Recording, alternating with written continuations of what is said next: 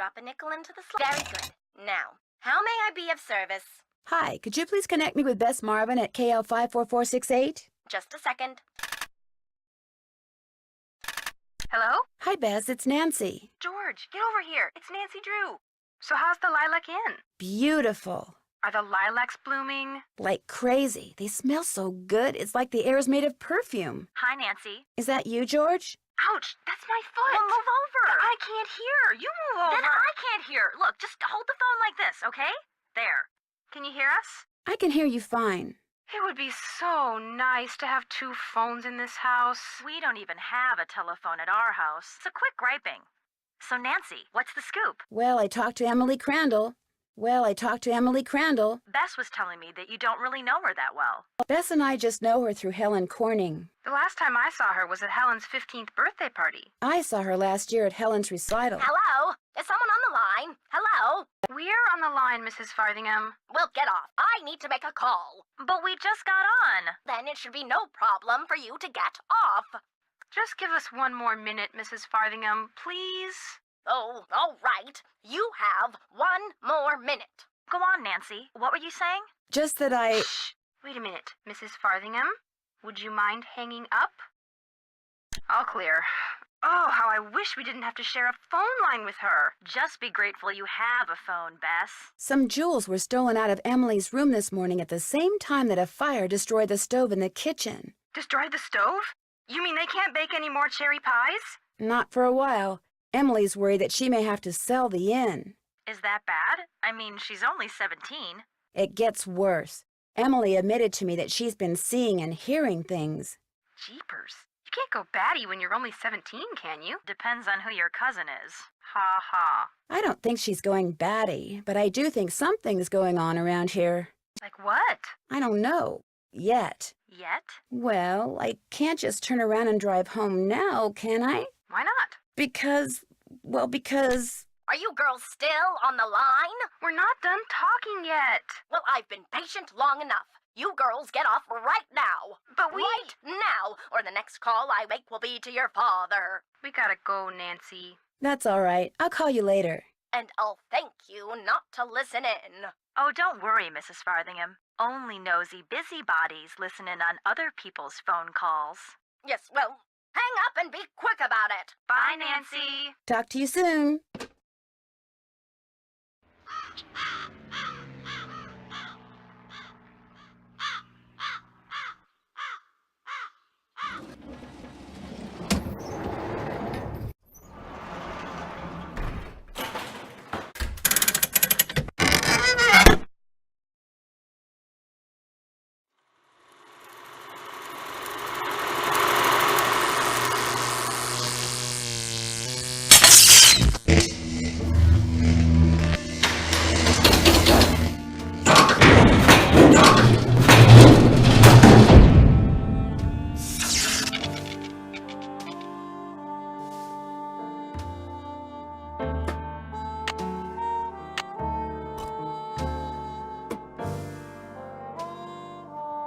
Looks like Josiah was a ham radio operator.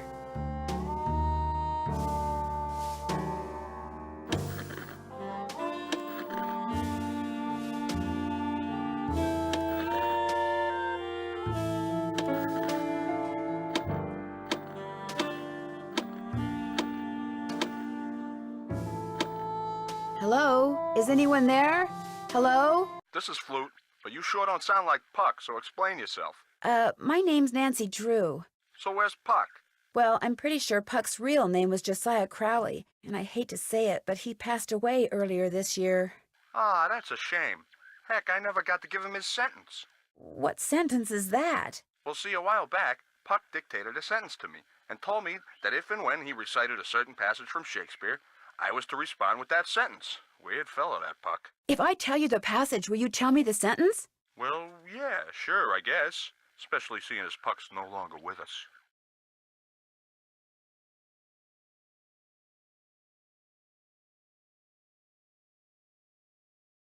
Shall we their fond pageant see? Lord, what fools these mortals be!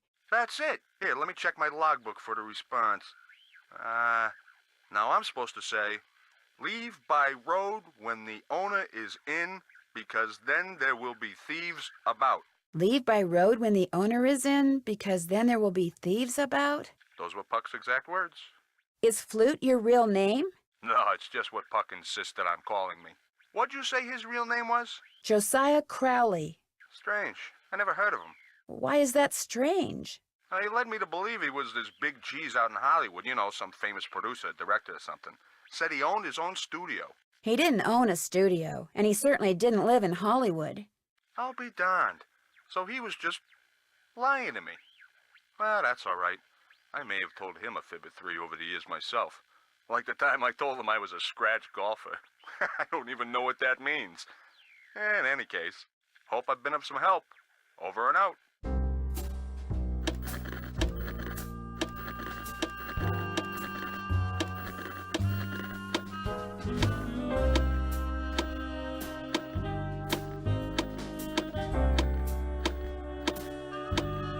Is anyone out there? Hello? Can anyone hear me? I'm Thisbe, but only Puck calls me that. Who's this? My name's Nancy Drew. I'm afraid I have some bad news about Puck. Oh, dear. They closed the play he was starring in, didn't they? That's why I haven't heard from him. He's too far down in the dumps. Oh, I was afraid it was something like that. Actually, you haven't heard from him because he passed away several months ago. Oh, my. That's worse, isn't it? And after all that rigmarole he went through, making sure I knew my line and understood my cue? Your cue? Yes, you see, Puck, or whatever his real name is, or was, Puck wanted to share his love of acting with me. So he gave me a line to say, a very curious line, I might add, and told me to repeat it only after I heard my cue. A passage written by Mr. William Shakespeare. So if I cue you with a passage, you'll respond with the line he gave you to say? Immediately. I know it by heart, you see. Here goes. If we shadows have offended, think but this, and all is mended, that you have but slumbered here, while these visions did appear. The authorities are alert for bad water, so do not go this way. The authorities are alert for bad water, so do not go this way. That's what I was to say, although my delivery was much better when Puck was coaching me. And now, as Puck was fond of saying, I bid you adieu. Over and out.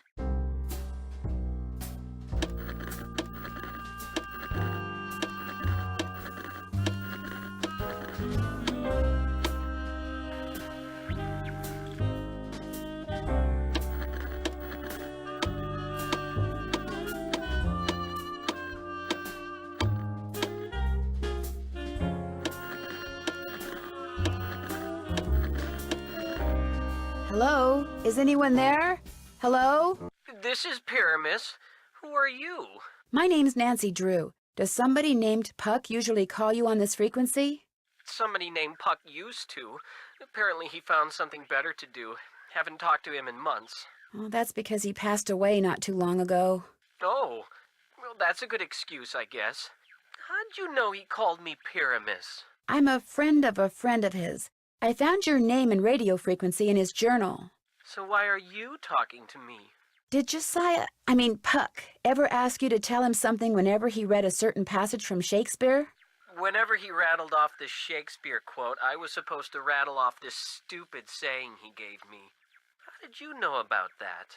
Long story. But if I were to rattle off the quote, there's no reason why you can't tell me the stupid saying, right? Well, come to think of it, he never said the quote had to come from him, so, yeah, I guess I could tell you. Thou speakest aright. I am that merry wanderer of the night. How'd you know? Long story. What did he tell you to say in response? Wait a minute, I had to write it down. Here, you're gonna love this. A barking dog would do well to hold his tongue in a dangerous neighborhood. A barking dog would do well to hold his tongue in a dangerous neighborhood. I told you it was stupid. I really appreciate your help. Just out of curiosity, what kind of car did Puck drive, do you know? I don't think he had a car. And he tried to tell me he was rich. Over and out.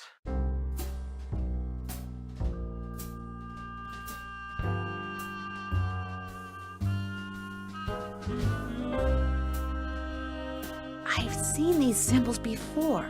They were in that newspaper story about hobos.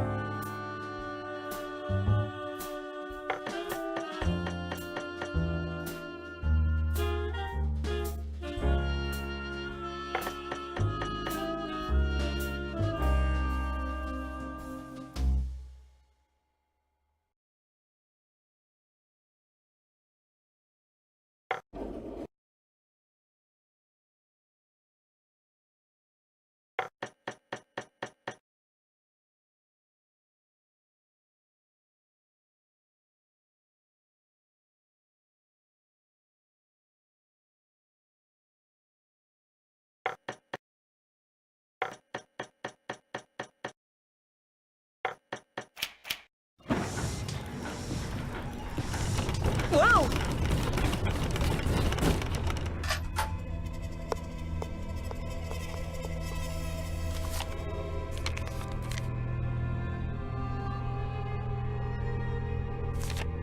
A golf ball, no doubt meant to be used on that golf course of Josiah's.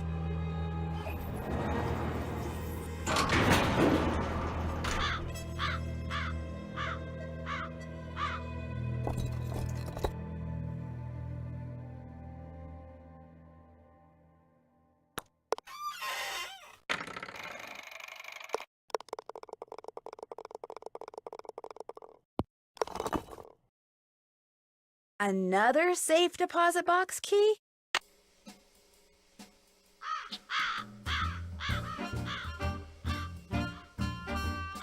Emily, please, just settle down. It's all right. It's not all right. Stop lying. Something's wrong with me. You've got to go talk to Emily. She's in a bad way. What do you mean? What's happened? Please, go talk to her. She won't listen to me. I'm no help at all.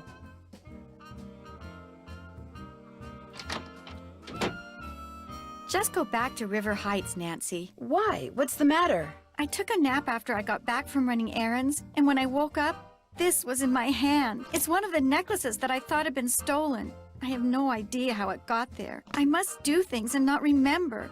All this responsibility on top of losing Mom. I can't cope with it. I'm having what'd Jane call it?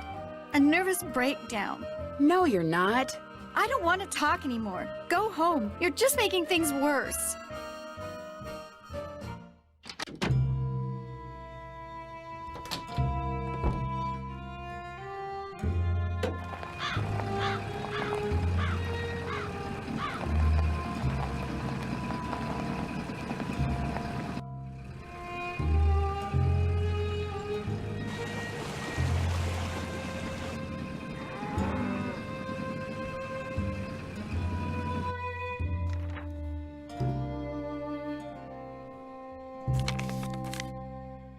I'm glad you stopped by. I need to clear the air about something. I lied before, not just when I said the bank was doing fine when it's really not, but when I said that wasn't my car you saw parked outside the inn today. I parked it there because I didn't want anyone to know that I was at Richard Topham's begging him for money. This bank is in truly dire financial straits, and if anyone finds out... Mr. Archer, I already knew you were at Richard Topham's today. I saw your name in his calendar. Oh.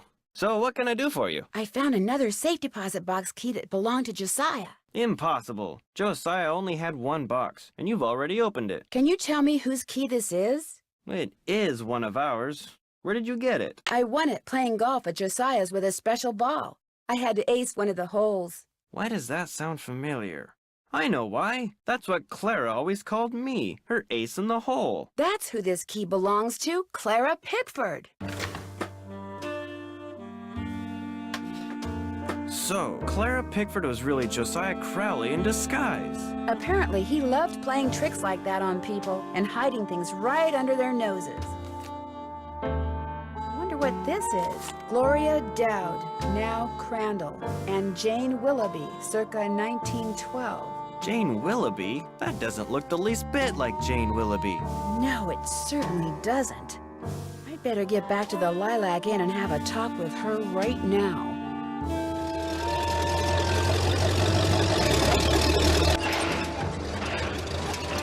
Move out of the way, would you please? I'm kind of in a hurry. You're not going anywhere until you tell me who you really are. What are you talking about? I just saw a picture of Jane Willoughby, the real Jane Willoughby. It's been swell knowing you, sister.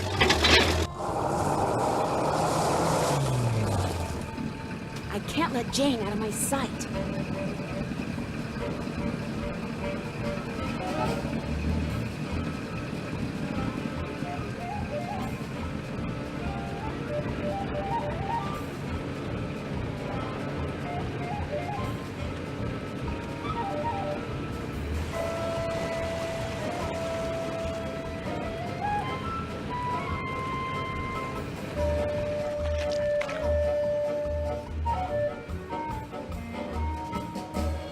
She's heading for the state line. I know. I'll take a shortcut and head her off.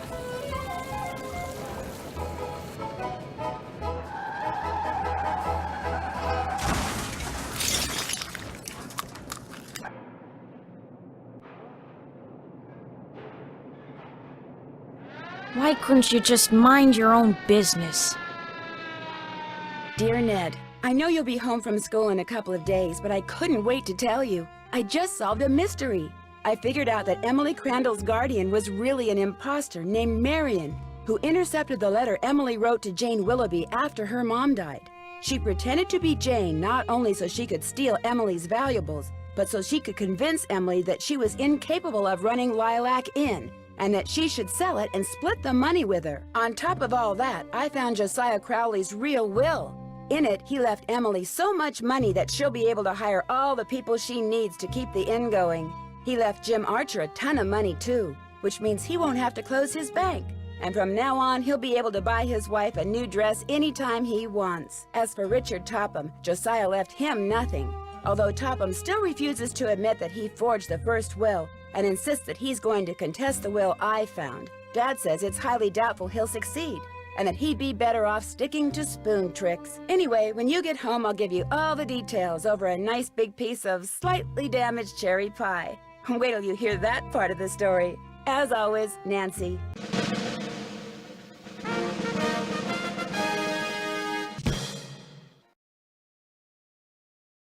Great news, I think.